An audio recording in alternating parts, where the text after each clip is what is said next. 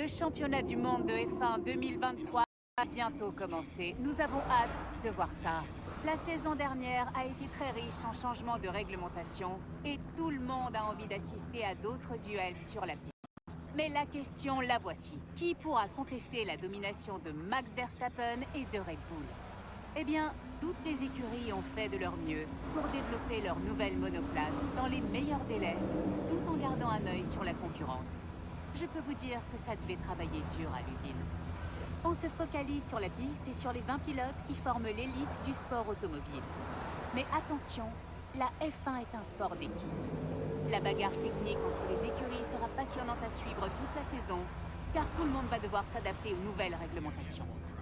Pendant ce temps, la F1 sillonnera le monde avec ses grands classiques comme Monaco, Silverstone et Singapour. C'est une joie de revoir ces circuits emblématiques et d'autres plus surprenants, comme le Qatar qui revient après un an d'absence et Las Vegas qui inaugure son Grand Prix, les paillettes et le glamour de Las Vegas à fond sur le célèbre strip. Je sais que chez les pilotes, on a hâte de courir là-bas, et ce, depuis l'annonce. Allez, j'en ai assez dit. Faisons place à l'action. Et salut à tous les amis, c'est Nefalo et dans cette vidéo on commence le mode carrière chez Alpine et aujourd'hui c'est le Grand Prix de Bahreïn. Donc c'est parti et les essais libres, n'hésitez pas à vous abonner, activer la cloche, je vous l'ai assez dit, et les essais libres ça s'est plutôt bien passé. J'ai eu 5 sur 5 partout et là on se retrouve directement à Q1. Je sais ça va très vite, j'ai pas eu le temps de faire de vraie intro mais dans le prochain épisode il y aura une vraie intro. Ne vous inquiétez pas à ce sujet. Et dans le premier tour de Q1, on s'est fait gêner par Max Verstappen. Je ne sais pas ce qu'il a voulu faire, mais bon. Du coup, on est gêné. Donc le tour va pas être fameux. Et vous voyez, je vous avais dit dans la vidéo que 76%, c'était déjà pas mal. Moi là, j'ai augmenté à 78. Ouh là, la petite erreur. Et du coup, vous voyez, ça roule déjà pas mal. Je vous l'avais dit. Hein. C'est déjà pas mal, arrêtez. Et là, ça patine un peu, la réaccélération. Et on finit ce tour en 1.33.3. Et ça nous place 3e à 6 dixièmes de George Russell. Pour un premier tour, c'est plutôt pas mal. Et on va tout de suite enchaîner avec un deuxième tour, vu qu'il n'était pas incroyable le premier. On est déjà 3 dixièmes parce que Max Verstappen nous avait gêné le tour d'avant. Donc c'est parti. Et je vous dis, mais pendant la Q1 et la Q2, le volant il buguait. Enfin, maintenant d'ailleurs, il marche. Hein. Je vous avais dit qu'il marchait pas, qu'il n'y avait pas à avoir de vidéo pendant 2 semaines, mais il marche. C'est juste, oh là, la petite erreur, c'est juste qu'il marchait. Il fallait faire une mise à jour. Donc voilà, moi, vous êtes au courant, il marche. Et ce bug, dites-moi si vous l'avez, mais des fois, ça freeze comme ça et ça reprend. Dites-moi en commentaire si vous avez ce bug, mais c'est insupportable. Du coup, reprenons le mouton. Je sais pas si ça se dit encore cette expression, mais bon. En Q1 et en Q2, j'avais pas de DRS, mon volant buguait. Du coup, on passe de justesse en Q2, on est 15e, et les éliminés Piastri, Hülkenberg, Magnussen, Sargent et De Vries. Donc on part tout de suite pour la Q2. Mais on a eu de la chance, on est passé 15e à moins d'un dixième de Piastri, je crois. Donc on est parti pour ce premier tour. D'ailleurs, oui. J'ai fait un premier tour en Q2 que j'ai pas filmé, ça m'a placé 7e. Donc là, on se retrouve en fin de Q2, toujours sur le DRS, mais voilà, on se retrouve en Q2 pour mon dernier tour.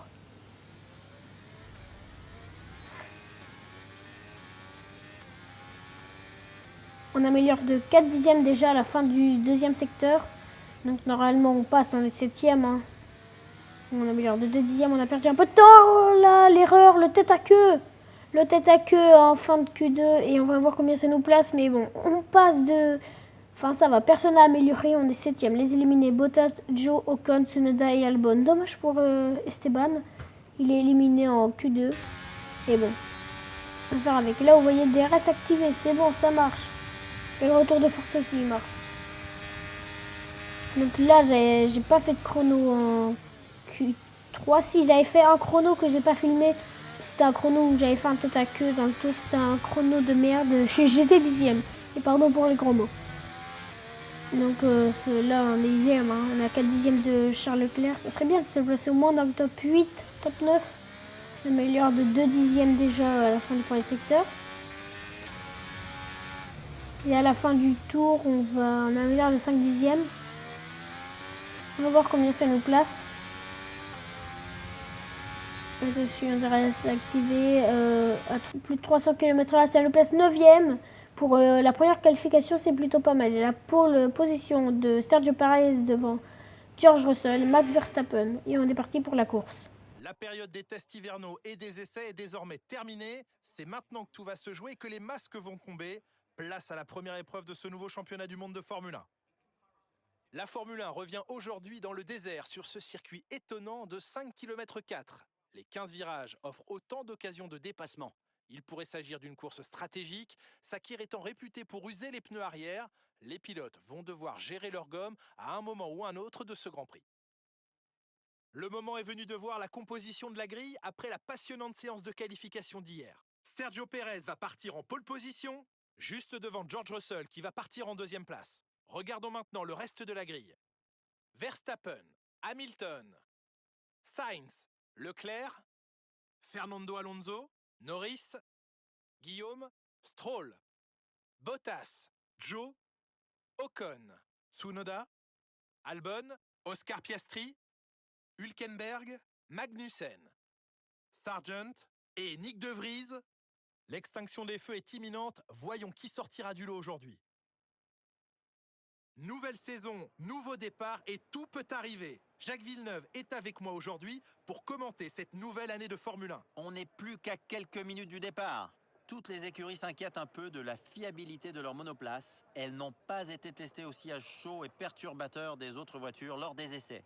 Et elles n'ont pas non plus été poussées à l'extrême pour de longues périodes. Espérons que personne n'aura de mauvaises surprises à gérer. Okay, here we go. I know what you can do.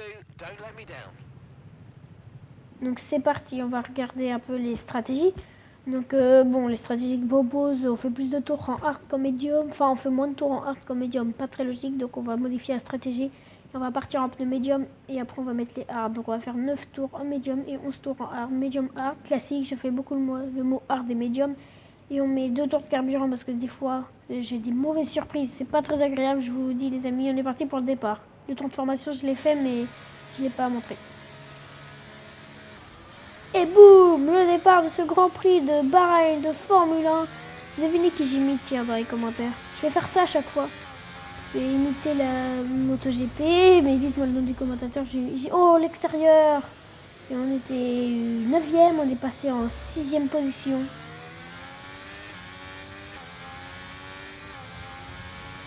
On est même en 5e position, je crois. Peut-être Max Verstappen, mais il défend bien Max Verstappen, hein. Il est bien codé. Oui, du coup, devinez que j'imite, Normalement, c'est un MotoGP qui a ça. Et on est déjà à la fin du tour parce que c'est rien passé, hein. Je code des gros moments, je sais. Mais je vous montre les moments les plus importants. Donc au deuxième tour, on est toujours à quelques dixièmes de Max Verstappen et on se fait doubler par George Russell. Je sais plus, Russell ou Hamilton, je sais pas. Mais le classement sera affiché après le 4e tour. Je sais pas pourquoi j'ai oublié. Mais ne vous inquiétez pas, il sera à partir du 4e tour. Donc on est toujours... on vient de passer en 6e position. On avait fait un super départ, vraiment. Et je vous laisse profiter du son en vue intérieure de le cockpit.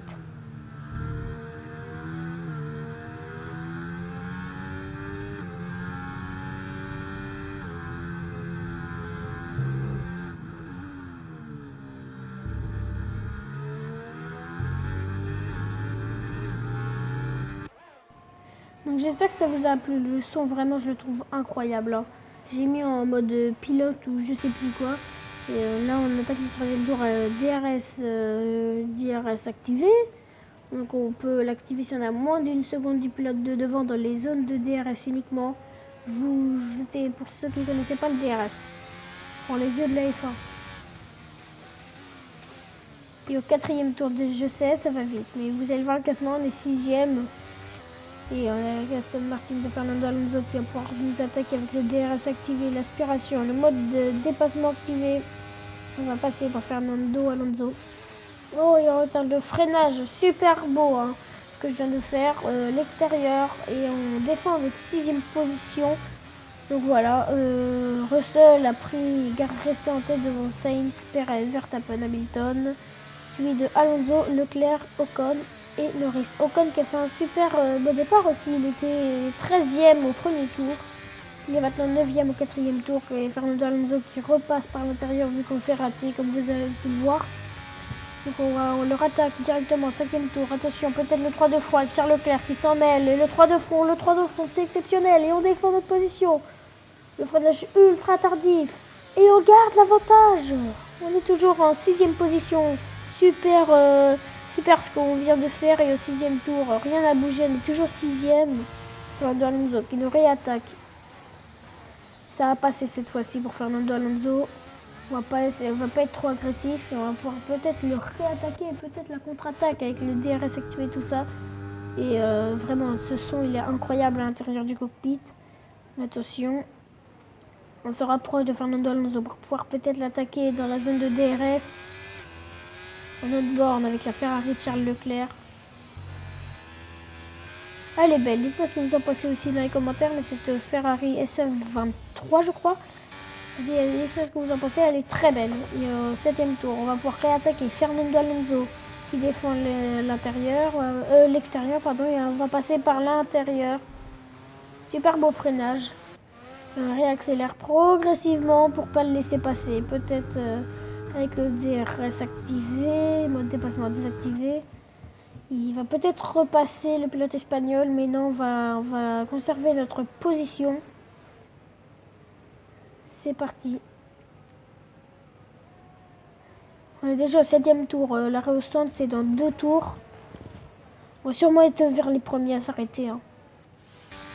Donc au 8e tour, maintenant même le 9e tour, on est toujours en 6e position. Donc voilà, ça va être parti. Attention. Fernando Alonso qui s'en mêle.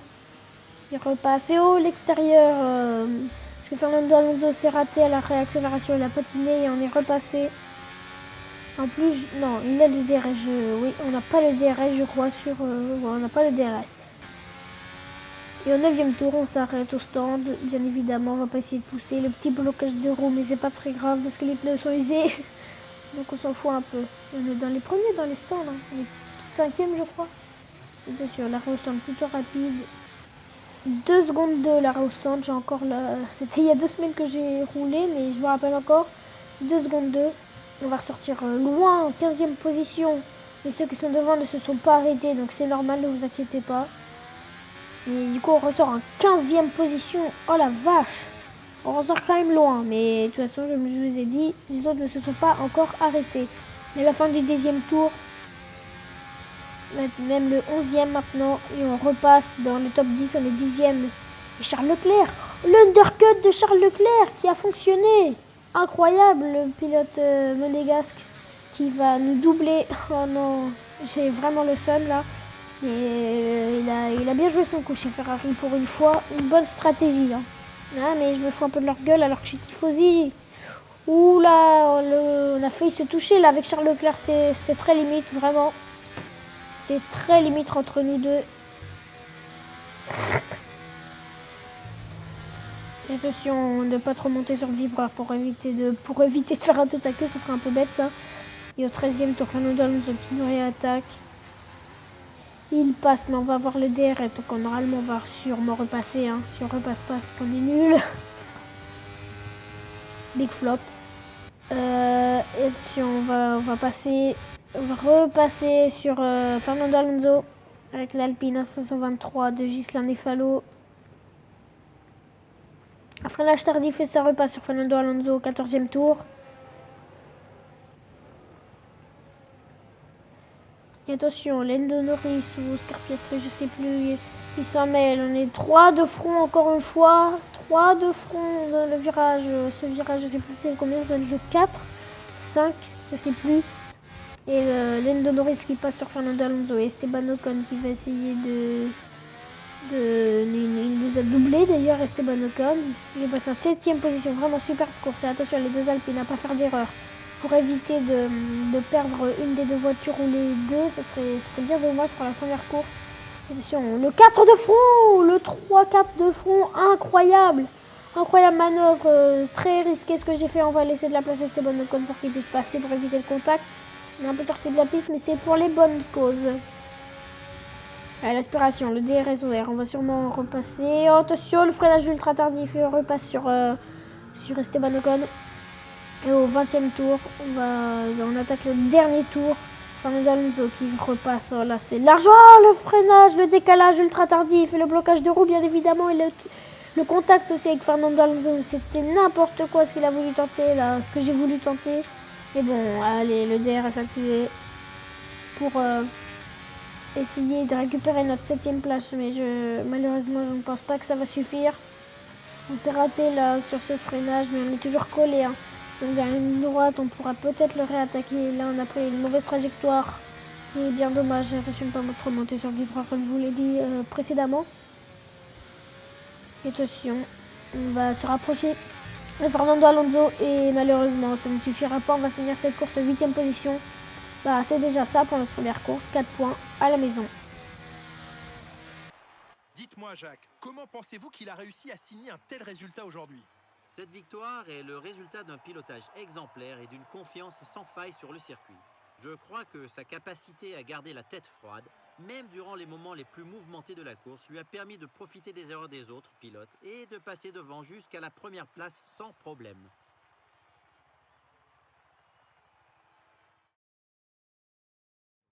Mercedes est de nouveau au top après cet excellent week-end et ça fait plaisir de les revoir sur le podium.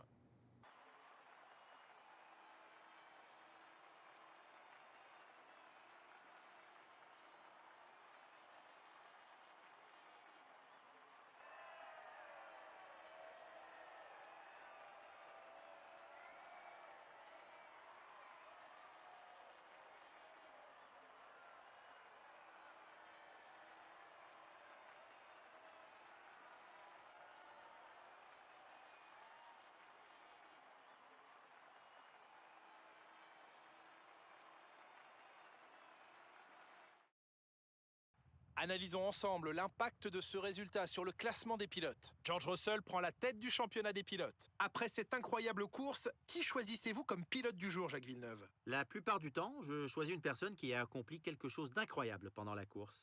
Mais cette fois-ci, j'ai plus été impressionné par le pilotage propre et régulier de Max Verstappen. Le moment est venu de voir ce qui se passe au classement des constructeurs. Mercedes se hisse au sommet du classement. Et voilà qui conclut un autre formidable week-end de Formule 1. Mais voyons le bon côté des choses, il reste encore quelques courses au championnat, alors à très bientôt. Quelques courses, il reste 15 courses, mais bon.